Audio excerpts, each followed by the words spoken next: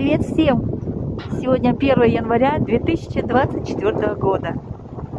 Сегодня у нас пасмурно и ветер умеренный. Но